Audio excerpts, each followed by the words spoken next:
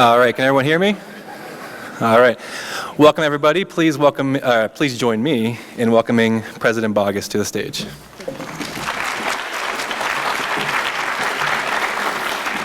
Thank you. I'm glad to see all of you here today. I want to first thank Professor Eppard for arranging this event and extending an invitation to Noam Chomsky. When I asked him, how did you get someone of this stature here? He said, I just called. And I think, wow, just reaching out like that can make a world of difference. And I'm glad each of you can be here and to hear from someone who is so distinguished. The Concord University community is truly honored and grateful to have Noam Chomsky with us today. If I had unlimited time, I would still not be able to give a proper introduction to someone as accomplished as he. After all, I'm introducing one of the top 10 most quoted sources in the humanities, a list that includes William Shakespeare and the Bible. With this in mind, and because we're all here today to listen to him, I'm going to be brief. Professor Chomsky is a renowned public intellectual whose ideas and scholarship are known the world over. He's been described as one of the most widely quoted, most widely cited, and one of the most influential intellectuals of our time. Anyone involved in a serious exploration of the social problems of this world must engage with his ideas in one way or another. In 1955, Professor Chomsky began teaching at MIT, where he is today an Emeritus Institute Professor in the Department of Linguistics and Philosophy. His pioneering work in linguistics changed the course of research in the cognitive sciences before he even reached the age of 30. Professor of Linguistics Neil Smith of London's University College remarked that Professor Chomsky did for cognitive science what Galileo did for physical science. Professor Chomsky is tireless. He's an author of over 100 books and a highly sought-after speaker at the most prestigious institutions in the world.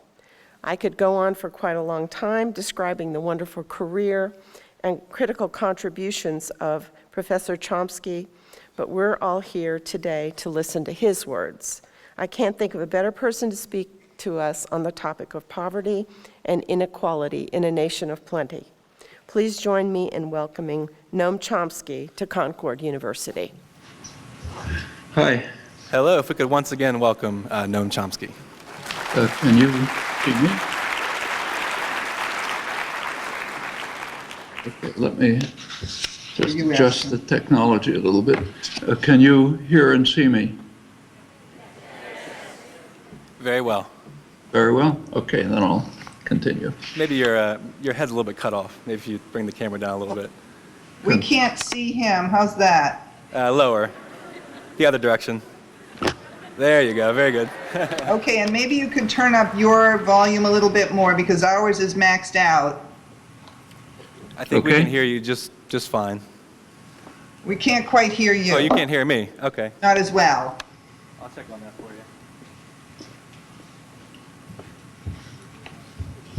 you. Is there some way to get rid of all this stupid junk? Well, I tried, but then I put this away. Oh, I see. All right. You might be able to double click on that when you try it with your mouse. Don't click on the wrong thing. What'll happen if I say okay? It's okay. It'll tell you you're not giving it any information. This is going well. Can you hear me now? It's the same. Okay. That's okay. We'll try to make out. We'll do our best. We'll tell people to shout their questions at the end. So. Okay. Thank you. Well, the questions that were raised about poverty and inequality were directed specifically to ourselves, to the United States, which of course makes perfect sense. But it's worth bearing in mind that the issues that we're discussing are not confined to our own country. The U.S. is a very significant and in some ways quite shocking example.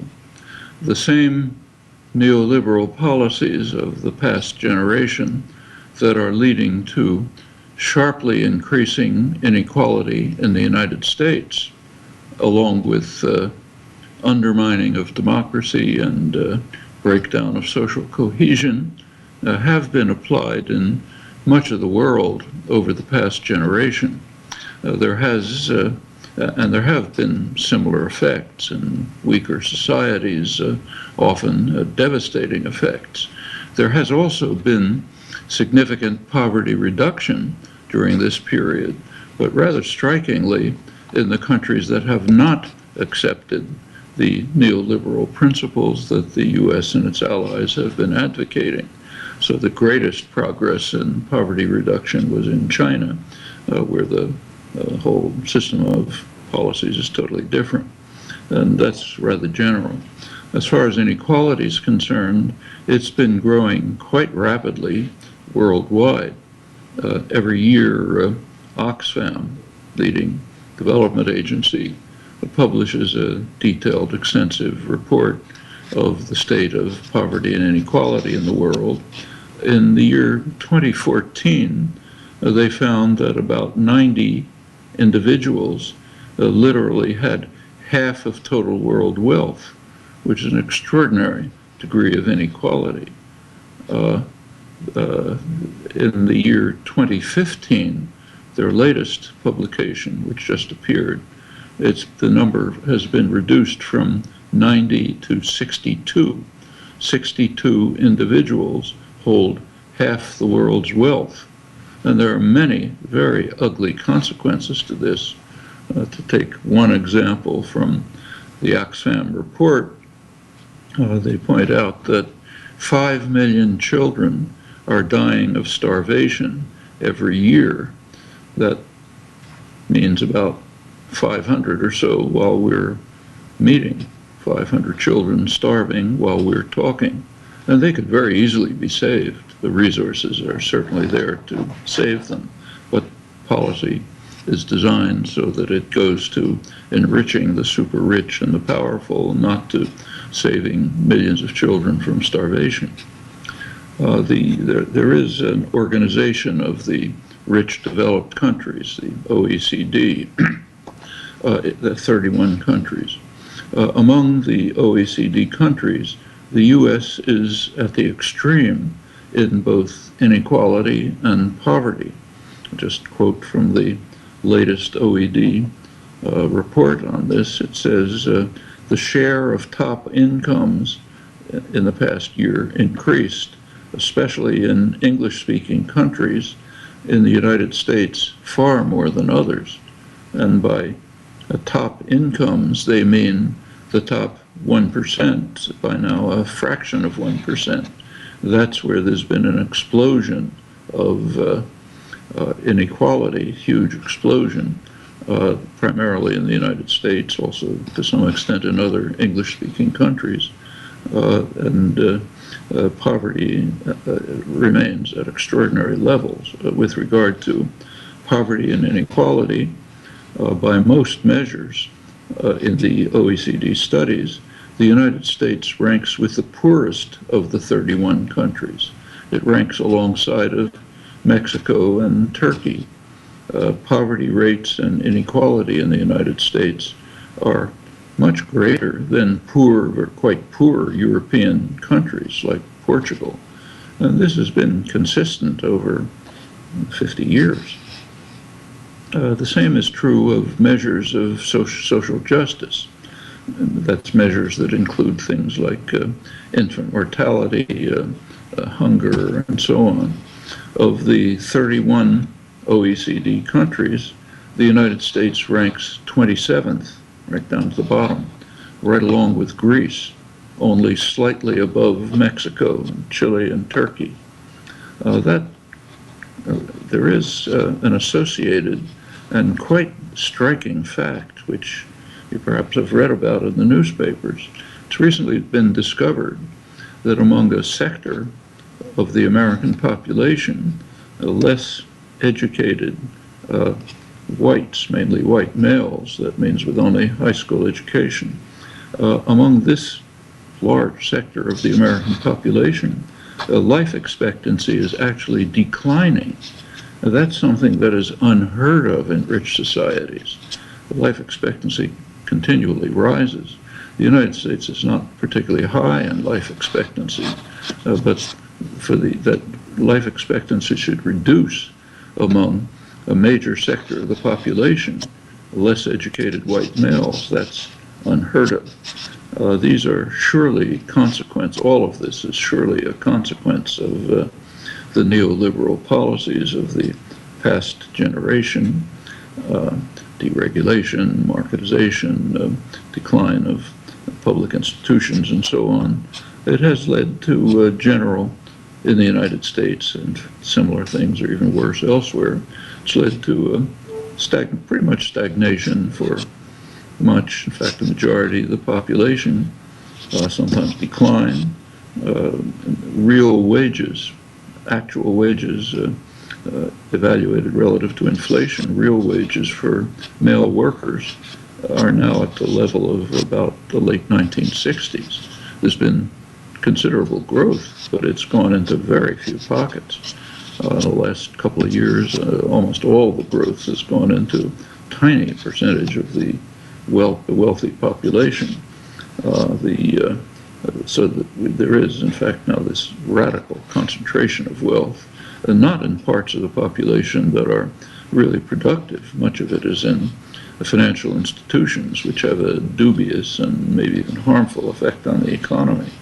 And this is understood by the major powerful institutions. So, for example, a couple of years ago, Citigroup, one of the major financial institutions, published a report for the investors in that Citigroup deals with, and it urged them to direct their investments to what they call the plutonomy index.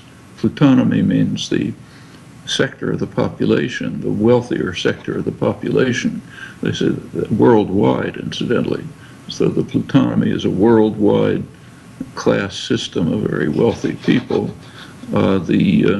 And it says mostly in the United States, but also some elsewhere, some in China, some in Saudi Arabia, and so on, but primarily in the United States, that's where the real good investment opportunities are. You can kind of disregard the rest. They're not important.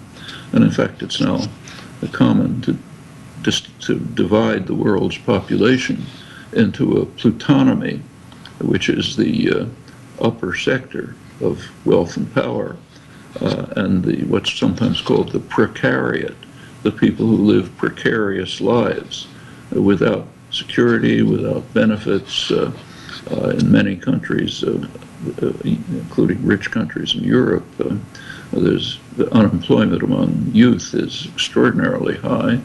People are living at home into their 40s, can't start families, get no jobs,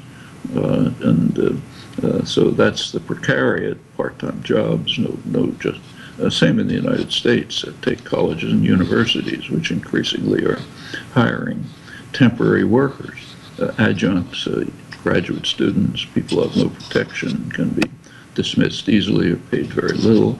Now that's the precariat. So the world is kind of dividing into a plutonomy and a precariat, and as many have pointed out by now, the super rich really inhabit a different world, a world that barely has contact with the general population except to extract resources from them. Well, there's much debate about the causes for all of this. Turns out to be many complexities, but there's ample evidence that it doesn't have to do with any economic laws, but largely with policy decisions, not economic necessity. And if you look at the policy decisions, keeping to the United States now, we should recognize that the United States is different from other societies in many ways. One way is that it's by far the richest society in the world with incomparable advantages. That's been true since its founding. In fact, throughout its history, the United States has been the richest or close to the richest country in the world. By the late 19th century, the U.S. economy was greater than that of the other advanced societies combined. 20th century, just accelerated this. I'll come back to it. But although that's one respect in which and of course the United States has enormous advantages, huge territory, relatively underpopulated once the indigenous population was eliminated or destroyed, enormous internal resources, extraordinary security, and so on. But also, to an unusual extent, the United States is a business-run society. It's partly the result of the fact that it didn't grow out of existing feudal institutions. It became, to a high extent, run by the business world. And that's revealed in many ways. So take, say, voting, much on everybody's mind right now. The United States has a pretty high abstention level, people who don't vote. And that's been investigated with interesting results.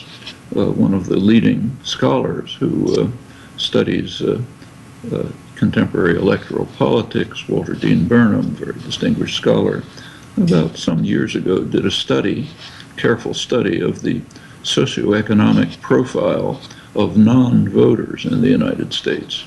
And what he discovered is that their socioeconomic profile matches those in Europe, similar societies, those in Europe who vote for labor-based or social democratic parties.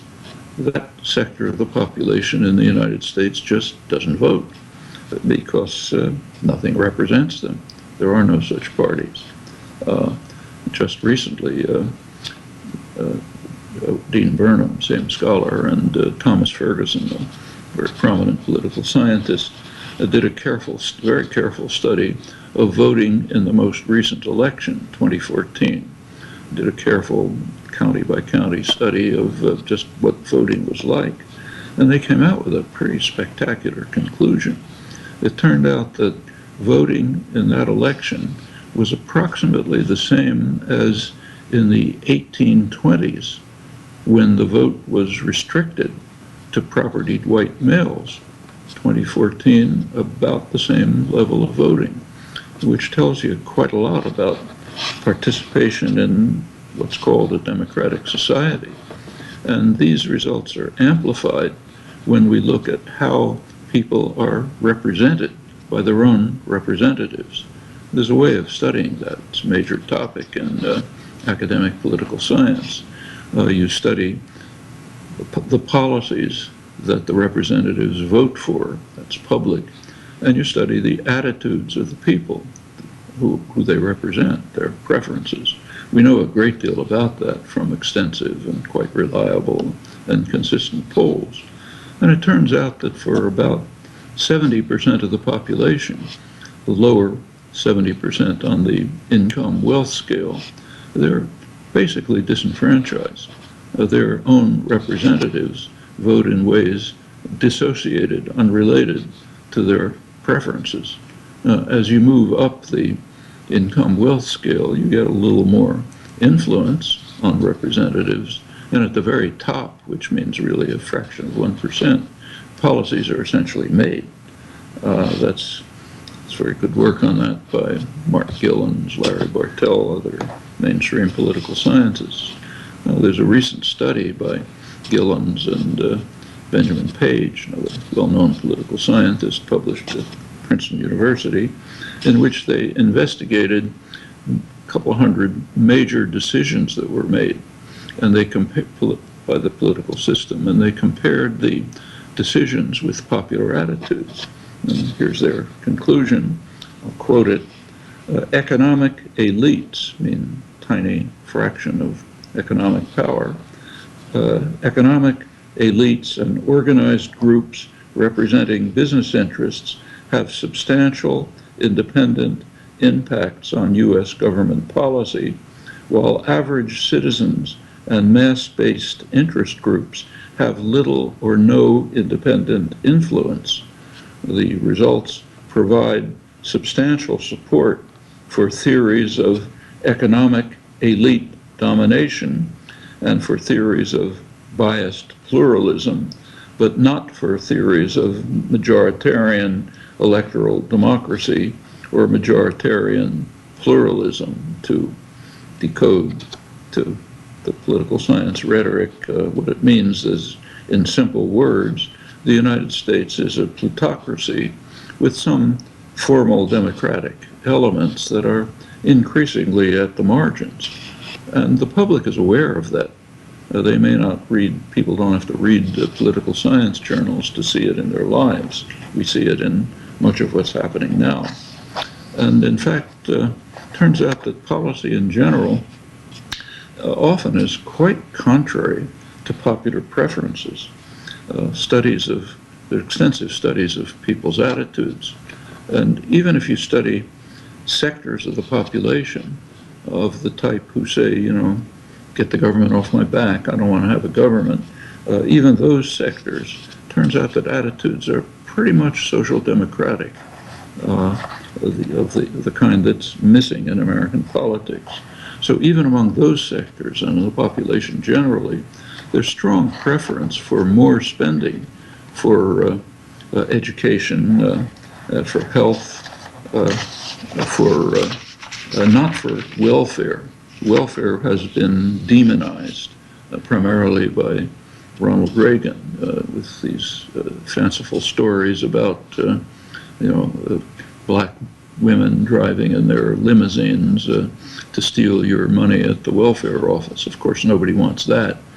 But the things that welfare does, namely aid to women with dependent children and so on, there's very strong support. One of the interesting cases is national health care.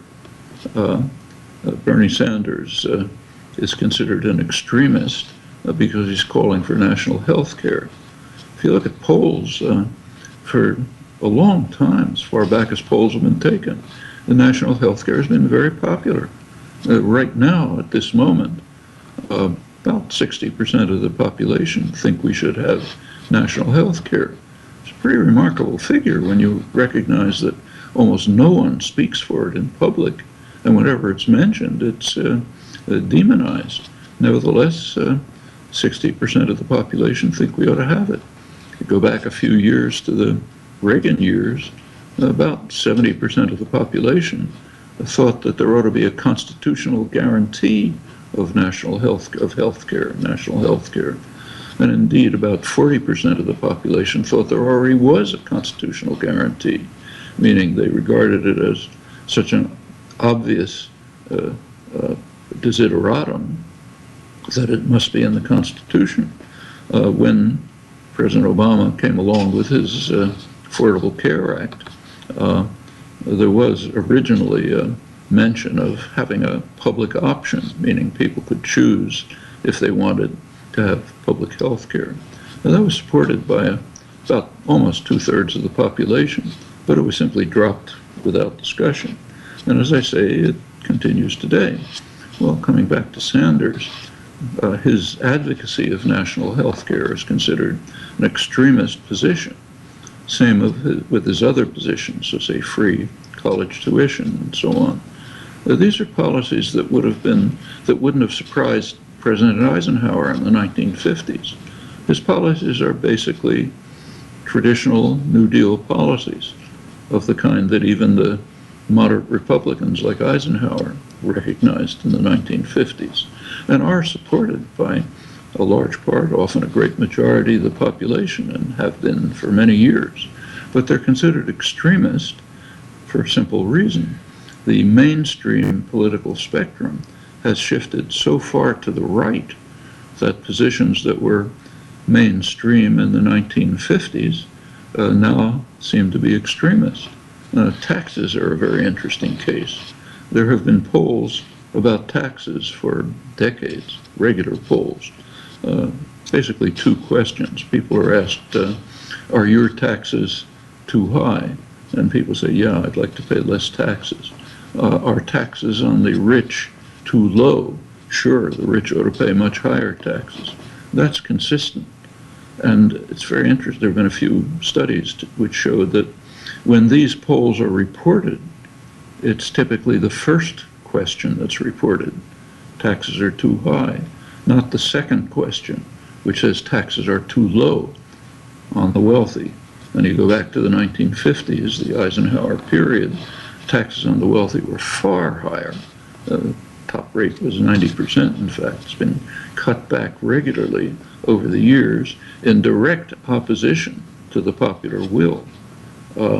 So by now, in fact, the poor probably pay a larger percentage of their income than the rich in taxes when you consider the whole array of largely regressive taxes, state, local, Social Security, and so on.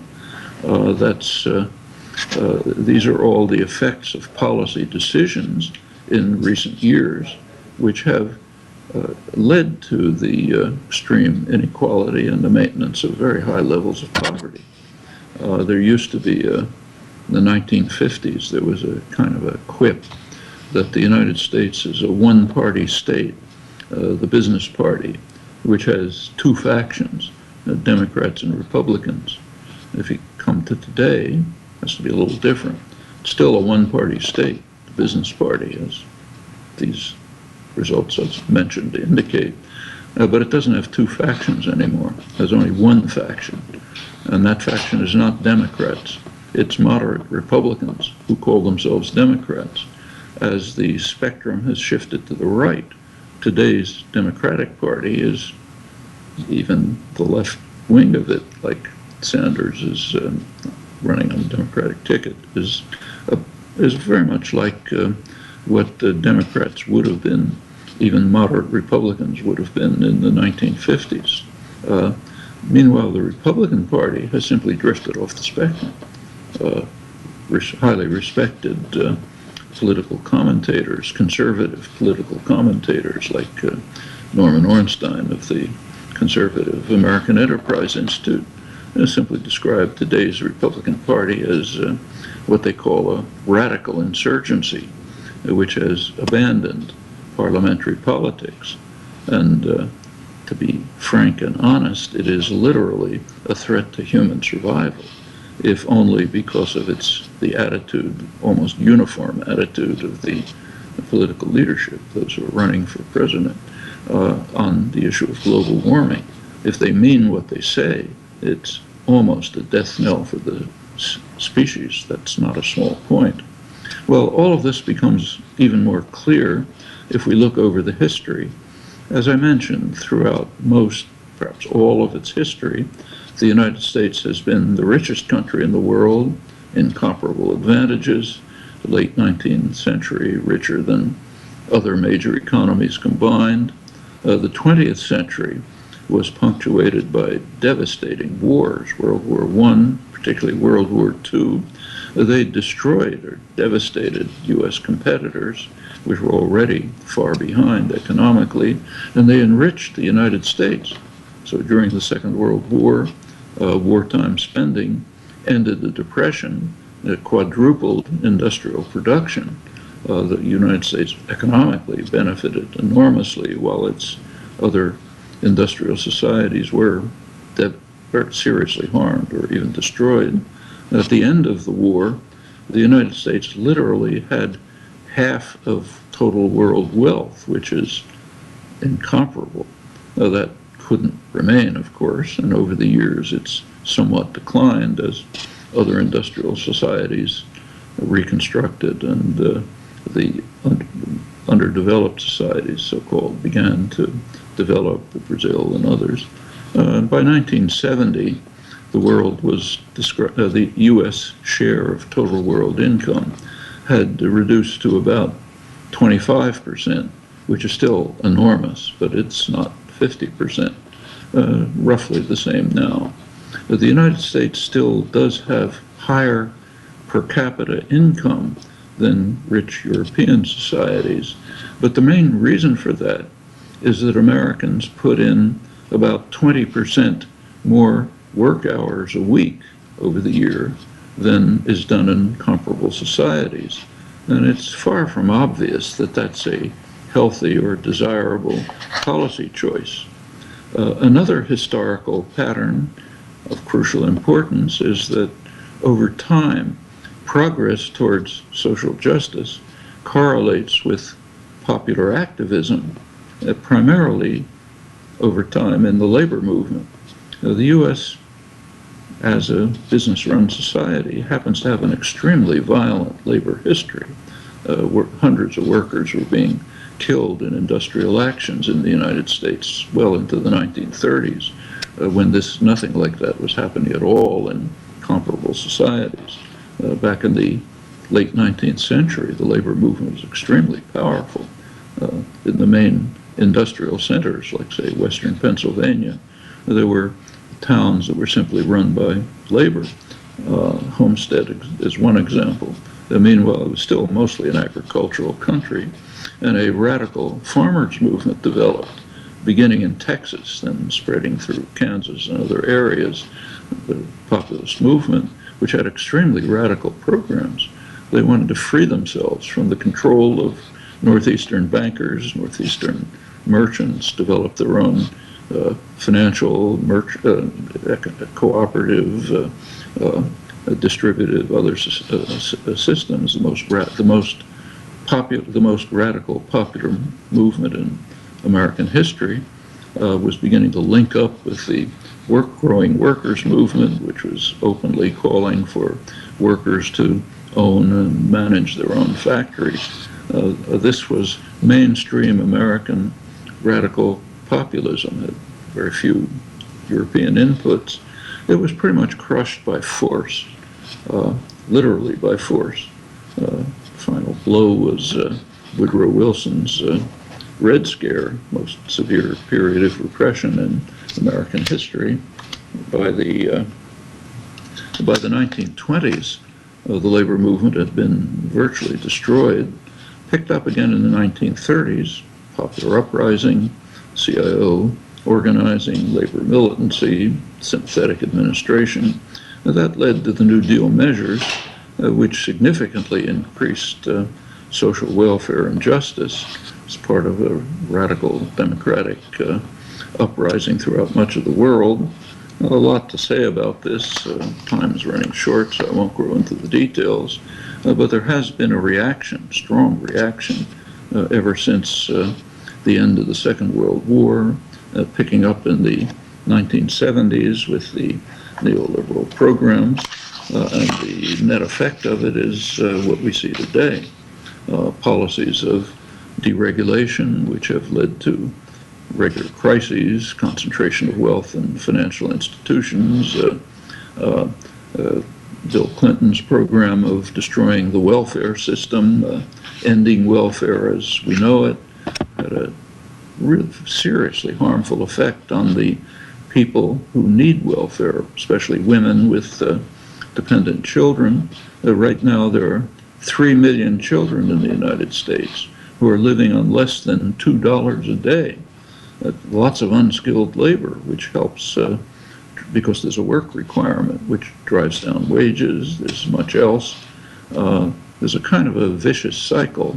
The concentration of wealth leads to concentration of political power, leads to policy choices that increase the concentration of wealth and maintain poverty. Now, actually, as I mentioned, the population is certainly aware of this, but reactions often take destructive forms. In Europe, the centrist parties are declining. There's a rise of popular movements on both extremes, the nationalist, sometimes proto-fascist right, the social democratic left. And here, too, we see the same thing. The Trump-Sanders phenomenon illustrate that. Could turn into something like the rise of radical democracy in the 1890s, 1930s, and 40s with very positive results, setting off a reaction from wealth and power, or it could turn into something else. I'll just mention in closing that I'm old enough to remember the 1930s, my childhood, and there was something similar at that time, collapse of the center, rise of popular movements on the right and the left, and it didn't turn out very nicely. I'm old enough to remember listening to Hitler's speeches in Germany, and though I couldn't understand the words, there was no mistaking the fervor of the response and the passion of the delivery and the reaction to it. And we know what came out of that. Don't want to draw analogies too closely, but there are things to be deeply concerned about in the current situation. Thanks.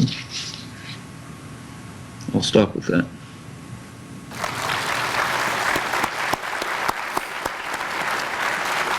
We'll now open the floor for question and answers. If you could just approach the microphone with your question.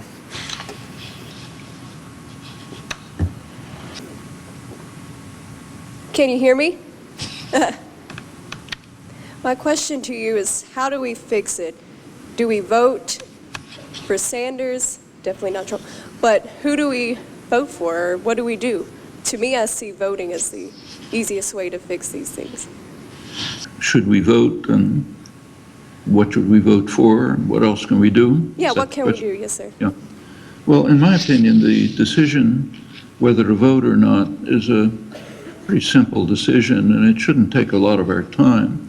If you want my own opinion, everything should be done to prevent a Republican victory. The Republican candidates are extremely dangerous, every single one of them. Just global warming alone, which is one of the huge problems that the human species faces. We are facing a major problem of already, which is plenty of evidence about what's happening right now. And in the near future, it might have devastating catastrophes. A person in the White House who doesn't believe it's happening, or who believes we shouldn't do anything about it, or takes the positions that the Republican Congress has been taking, is a real threat to the survival of the species. I'm not even talking about other policies like the crazed policy of approving torture, like Trump, building walls to keep out people we don't want, carpet bombing the Middle East, Ted Cruz. These are astonishing positions, and I think anything should be done to prevent that. Could happen. It would be really harmful. Among the Democrats, my own preferences for Sanders' policies, as I mentioned, I don't think, when he's called a radical extremist, I think that's mainly a comment on how the political spectrum has shifted. To me, he looks like a decent, honest, New Deal Democrat, not very different from the 1950s. But the crucial point, which I think is indicated by your question, is voting is a very small part of what we should do. In my opinion, at least, the importance of the Sanders campaign is not only bringing people out to vote, but primarily it would be in using the momentum that has been created and the mobilization that has been created, which is pretty remarkable, to form a sustained popular movement which will not disappear the day after the election, but will remain and will be a popular force, bringing in other forces that will compel the kinds of policy changes that are needed. As I mentioned, that's what's happened throughout history. In the 1930s, the New Deal measures, which did significantly improve social justice and welfare, they would not have taken place if it were not for the active, often militant actions of popular movements, in particular the labor movement, but others as well, political and other movements. They created conditions under which a partially sympathetic administration and even some corporate supporters were willing to permit these measures to be implemented. And now that's critically significant, not only for matters of poverty and inequality of the kind we've been talking about here, which are serious enough, but also because we have to recognize that the human species is now facing questions which have never arisen in its history, ever. We are facing questions of survival. We're facing the impact of a couple hundred years of industrialization, which have imposed a extremely harsh conditions on the environment, and if continued, will lead to catastrophe, and not in the far distant future. That simply has to be faced. We cannot neglect it. That and the constant threat of nuclear war, which is very real, are shadows overwhelming almost everything else. So we're in a situation, people like you and your cohorts, your age cohorts, are in a position where you have to make choices and decisions which will affect the possibility of decent survival, decisions of the kind that have never existed in human history. So what's needed, again, about the Sanders campaign, in my opinion, is to begin to act right now, not waiting until the election, to create the basis of an ongoing, continuing popular movement which will press constantly, effectively, dedicated ways, whatever opportunities there are outside the electoral system or within it, to implement the kinds of choices and decisions that are necessary for a decent life and indeed for decent human survival. Thank you. Hello, Dr. Chomsky. Can you hear me? Just about. Okay. Well, I come today asking, Bernie Sanders has really spoke upon a crooked campaign financing system. I know historic sociologists such as like C. Wright Mills said that many of people's social influences come socially through family connections and other social ties. But as we see with politicians' agendas being bought, would you argue that possibly a large amount of social influence actually comes economically? I didn't hear the last final word. Would you argue that many of these influences that come onto modern-day American society comes economically? Economically? Yes. Oh, overwhelmingly. In fact, I think that was even clearer from the few things that I read. So take again the Gillen's Page study that I mentioned, a crucial study published by Princeton University of a couple of hundred crucial decisions that were made. And what they point out is that public influence was almost zero. The influence that mattered and implemented the decisions was from the business classes, the corporate sector, the rich and the powerful. And plenty of other evidence shows the same thing. So your point is exactly right. There's overwhelming influence. In fact, there's quite interesting studies, and I really suggest you look into them. The political scientist who I mentioned, Thomas Ferguson, has been the leading student for many years of a very simple matter: the effect of campaign finance on political decisions. He studied it way back to the 19th century.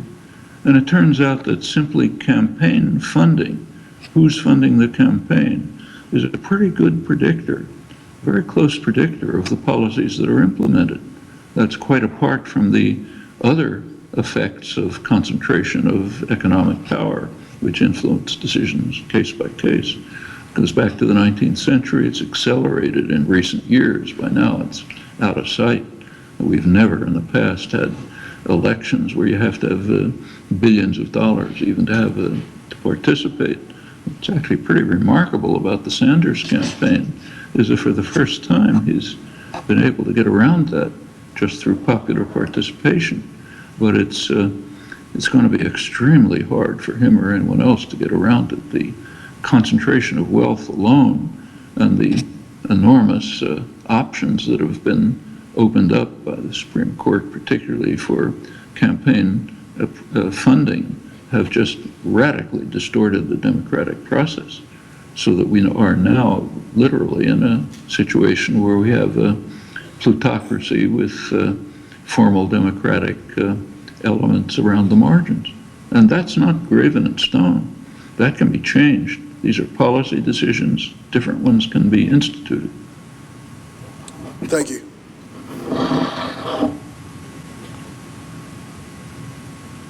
Hello, sir. You've already talked a little bit about the Trump phenomenon. I was wondering if you could expand a little on that and tell us some of the long-term consequences we will have if Trump is indeed put in office? If Trump is in office? Yes, sir. Well, first we have to ask whether he means what he's saying. I don't know him, I assume that he means what he's saying. If he does, not only we, but the human species is in very deep trouble. I'll come back again to global warming. That is a hugely significant phenomenon. I mean, we're now in a situation where the warming of the planet is proceeding at a level about maybe 100, some claim 1,000 times as high as anything in history that can be checked, way back in early, long pre-human history. Nothing remotely like it. Sea level rise is now at a level beyond anything that's gone on for thousands of years. The effects of global warming are already extremely severe.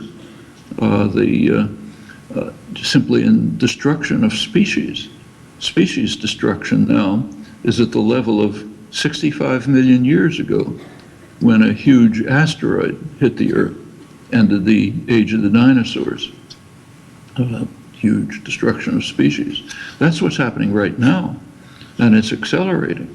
At the latitude where you and I live, roughly this temperate latitude, we are now moving south 10 meters a day just by the average effect of global warming, and that's going to accelerate.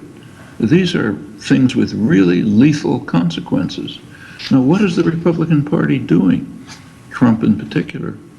There was a conference in Paris last December, which tried, an international conference, which tried to set some policies to prevent the global warming before it destroys us. It made some progress, not anywhere near enough, but the goal was to reach a treaty among the countries of the world where they would commit themselves to these measures, inadequate measures, but at least some. Couldn't be implemented. Very simple reason. The Republican Congress would not accept it. So therefore there was no treaty, just verbal commitments. Just a couple of weeks ago, the Republican majority on the Supreme Court sharply violated precedent to block measures, limited measures to reduce the extensive pollution from coal plants. Well, that's a message to the world, and that message is heard, saying don't bother doing anything because the United States is not going to allow it because of the Republican Party. Going back to Trump, he simply says it's not happening, so I'm not going to do anything about it. That's quite apart from other policies he's advocated, some of which are really hair-raising, like what he said about torture. He said, fine, let's torture people. In fact, the kind of torture that's outlawed by international law and became an international scandal, waterboarding, he says that's the least of it. Let's do more. Let's keep all Muslims out of the country. Let's build a wall, or rather, let's get Mexico to build a wall to prevent people from fleeing into the United States. Where are they fleeing from, incidentally? Most of them from Central America, where they're fleeing from the results of our policies, which severely harmed Central America. No time to go to the details. And we go through the rest of it, it's pretty frightening. That's why the world is frightened. I mean, long before this, a couple of years before this, the global opinion regarded the United States as the greatest threat to world peace. That's Gallup poll, American-run polls show that the world has regarded the U.S. as the gravest threat to world peace by a large margin, incidentally. The Americans don't know about this because it wasn't reported here, though it should have been. Right now, the spectacle of the Republican primaries is frightening people around the world justifiably. The forces, you can kind of comprehend the reasons why people are flocking to Trump's banner. These are the classes of people for whom death rates, mortality is actually increasing. They see themselves as having their lives taken away from them, their dignity taken away, the possibilities for the future taken away. So they're rallying behind that banner. Things like that have happened before in the past, and as I mentioned, the outcomes were not pretty. So I think that's what we can fairly anticipate. Now, not entirely, because he's kind of a wild card. He says all sorts of things. Some of them make sense, some of them are crazy. It's hard to know what he means. But, you know, the U.S. is an extremely powerful state. To have somebody who's kind of a wild man with his finger on the button that could destroy the world, namely the nuclear weapons button, where it could make decisions of an enormous influence, I think is a very frightening prospect. Although, if you want the truth, my own feeling is that his main competitor, Ted Cruz, is even more dangerous. Thank you.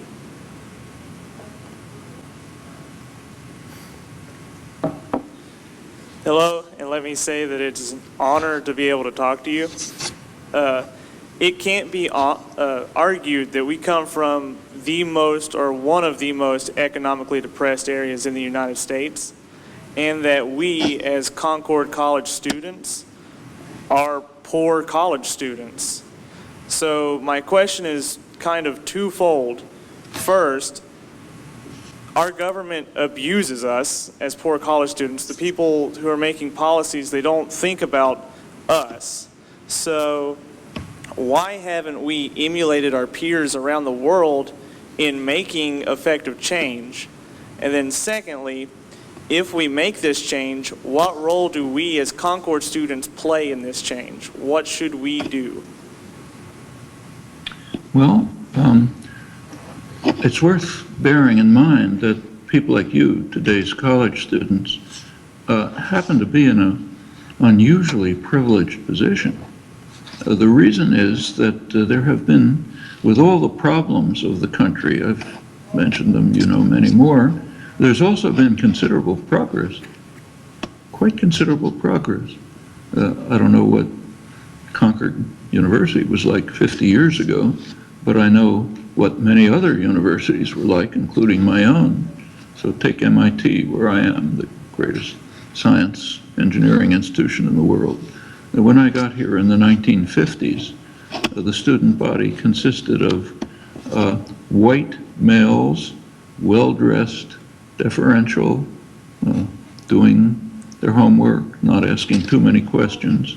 That was MIT in the 1950s. You walk around the halls today and you see something totally different.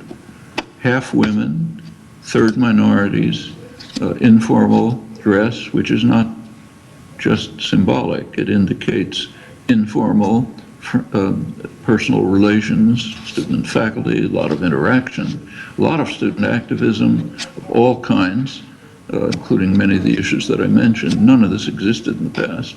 And that's happening everywhere. I presume it happened in your college as well.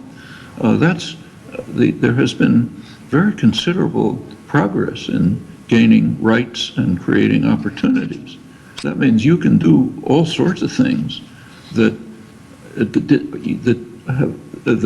are benefit from the legacy of the activism of young people, students in the past generation, and you can go on from there. All the options are open. Electoral, although as I said, those should be probably a small part, but all kinds of activism and ranging from demonstrations to political pressure to organizing freer institutions to supporting, for example, worker-owned enterprises, cooperatives, all sorts of opportunities are available, far more than in the past. What's missing really is the will to make use of the opportunities. And that's pretty much in your hands. Nobody can do it for you. And the consequences are of enormous import, not only in your lives of your children, grandchildren, but for the entire world. Thank you.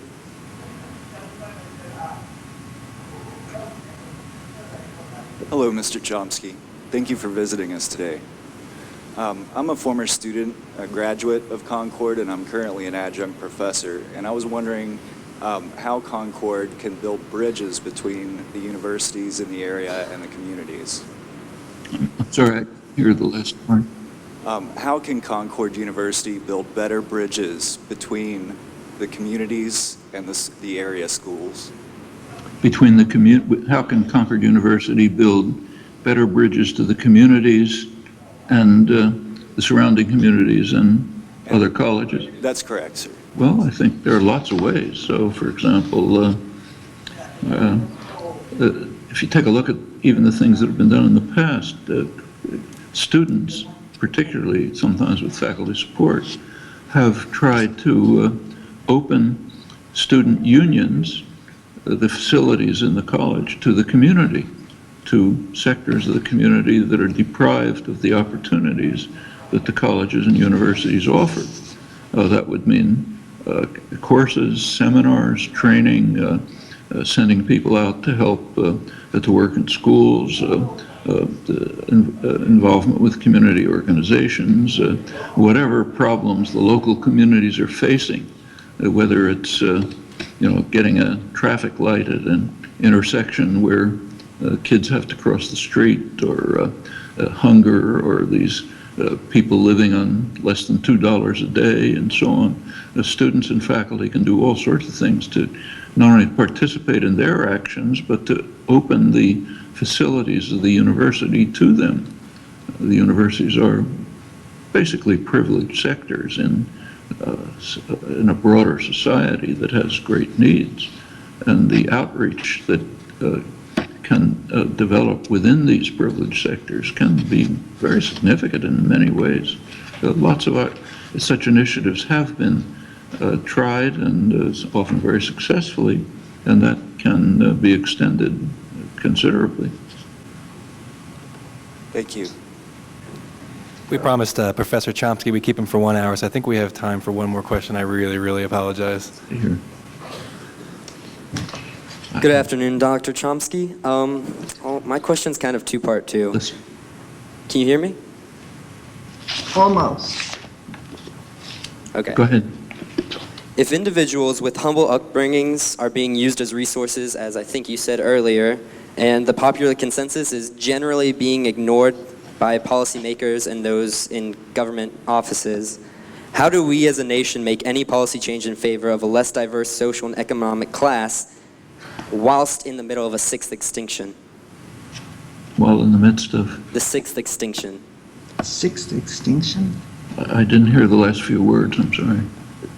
What kind of extinction? It's kind of a tongue twister. The sixth extinction? Oh, the sixth extinction. Yeah. Well, that's not a joke. You're referring to the level of species extinction that's happening now. Correct. That's, as I said, 65 million years ago, it was an asteroid. Right now, we're the asteroid. It's our actions that are bringing this about, and they have to be changed. There has to be a significant move towards replacing reliance on fossil fuels, which are very destructive of the environment, with sustainable energy, also conservation practices. All of this can be done. In fact, it is being done in other places. Like, take, say, Denmark. Denmark is an advanced industrial society, quite wealthy, better off than us in many respects, and it's virtually on sustainable energy at this point. Within the United States, the state of Hawaii is pretty close to coming to sustainable energy. Germany, which is the most successful roughly capitalist economy in the world, is moving effectively towards sustainable energy, maybe another few decades. We can do far more in developing simply in research and development and manufacturing and production. So why should the Center for Development of Advanced Solar Panels, why should it be in China? Why not here? We have far more resources, far more educational, cultural, scientific, economic resources And it's scandalous that it shouldn't be here. We should be doing it for the world, not taking it from the world. Things like simple, just take transportation. The United States has an extraordinarily inefficient transportation system. We're about one of the few countries in the world where you can't take a high-speed train. There's an enormous amount that has to be done, an enormous amount of work that has to be done simply to create an efficient transportation system, rather than the system that we have, which maximizes the use of destructive fossil fuels. We can go on and on. You just say weatherization of homes, just turning homes into places that do not waste energy but save it. Plenty of ways to do that. Enormous amount of work that could be done. There's plenty of people in the United States without jobs. People talk about a low unemployment figure, but that's mostly a joke. The figure is low because so many people have dropped out of the job market. If you look at the ratio of employable people to employment, it's quite low. And that's not because those people don't want to work. They do. Tremendous amount of work to be done. Plenty of idle hands willing to do it. Huge resources. The system is so inefficient it can't put them together.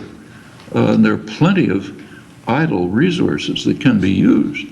You take a look at discretionary funding in Congress. Almost all of it goes to the military budget. Who's that helping? It's harming, in fact. It can be sharply cut back. Right now, Obama has a $1 trillion program to modernize and expand nuclear weapons. Should be going in the opposite direction. Take the healthcare system in the United States, which Sanders is talking about. The U.S. healthcare system is an international scandal. It has more than twice the per capita costs of comparable countries, has some of the worst outcomes. The reason why? It's largely privatized, very inefficient, high levels of bureaucracy, huge administrative costs in the hands of institutions that are interested in profit, not health. It's not utopian to say that we should follow the will of the majority of the population and develop a system of the kind that comparable countries have, freeing up huge amounts of resources. In fact, it would pretty much eliminate the deficit. All of these things are perfectly feasible, and you can think of plenty more, and they have to be done. Otherwise, the sixth extinction that you mentioned will extend to us as well. Thank you. I apologize. We actually promised we would let Professor Chomsky go. If you check the bookstore this week, some of his books will be available. He has a new film coming out called Requiem for the American Dream. Please join me in giving him a warm thank you.